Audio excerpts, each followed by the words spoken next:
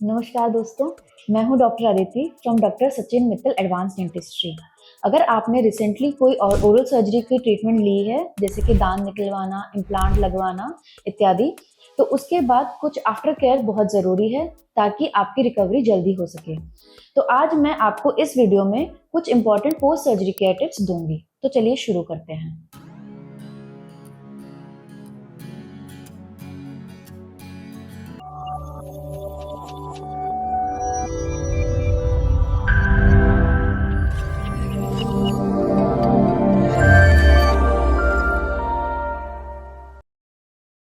सबसे पहले सर्जरी के बाद जहाँ से आपका दांत निकाला जाएगा या इम्प्लांट लगाया जाएगा, तो सर्जरी के बाद वहाँ पर एक गॉज पीस रखा जाएगा जो कि आपको कम से कम 40 से 45 मिनट तक दबा कर रखना है। इससे क्या होता है, इससे आपका खून की क्लॉट बनती है और वो वहाँ पे फिर घाव भरना शुरू होता है। अगर आपका 40 से 45 मिनट तक गॉज निकालने के बाद भी अगर थोड़ी बहुत फ्रेश ब्लीडिंग रहती है, तो दोबारा से फ्रेश गॉज पीस लें और उसको 30 मिनट तक दबा कर रखें। थोड़ी बहुत देर तक ब्लीडिंग होना या 24 घंटे तक हल्की हल्की ब्लीडिंग होना नॉर्मल है, तो घबराइए मत। बट अगर आपको लगता है कि थोड़ी ज़्यादा ब्लीडिंग हो रही है, तो आप एक टी बैग ले सकते हैं और उसको दोनों दांतों में दबा के रख सकते हैं। इससे क्या होता है, टी बैग में हमारे टैनिन्स होते हैं जो हमारा ब्लड क्लॉट बनाने में हेल्प करते हैं।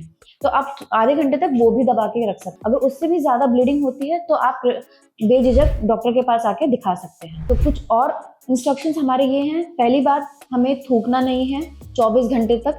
इससे क्या होता है, जो हमारा ब्लड क्लॉट होता है उसको डिस्टर्ब नहीं करना है। तो ना आपको 24 घंटे तक थूकना है, ना आपको कुछ भी गर्म चीज़ खानी या पीनी है, क्योंकि हमारा मोटिव है कि हमारा जो ब्लड क्लॉट है उसको हम प्रिजर्व करके रखें और घाव भरना शुरू हो जाए।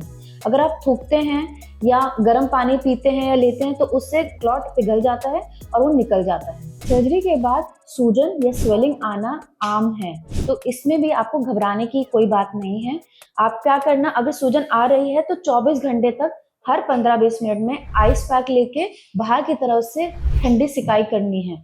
अगर आइस पैक आपके घर में ना हो तो बर्फ को कॉटन के कपड़े में लगा के हर 15-20 मिनट में यहाँ से सिकाई करनी है।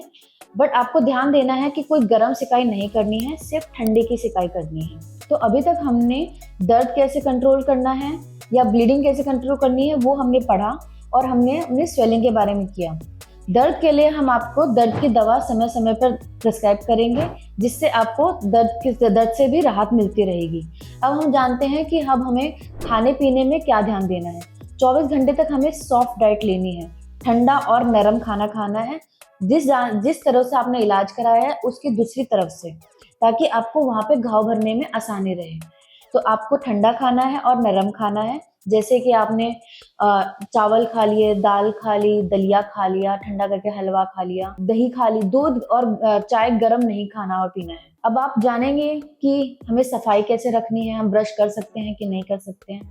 तो अगला जवाब हमारा यही रहेगा कि आप 24 घंटे तक उस जगह को आराम देंगे ताकि रिकवरी नॉर्मल होती रहे। 24 घंटे बाद से आप नॉर्मल अपनी ब्रश हैबिट शुरू कर सकते हैं।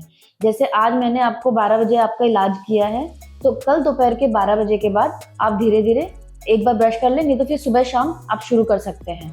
एक और चीज़ ध्यान देने की बात है कि 24 घंटे बाद से गुनगुना पानी करके उसमें नमक डाल के दिन में 3 से 4 बार कम से कम आपको कुल्ला शुरू करना है। जैसे खाना खाने के बाद कुल्ला करते हैं वैसे ही।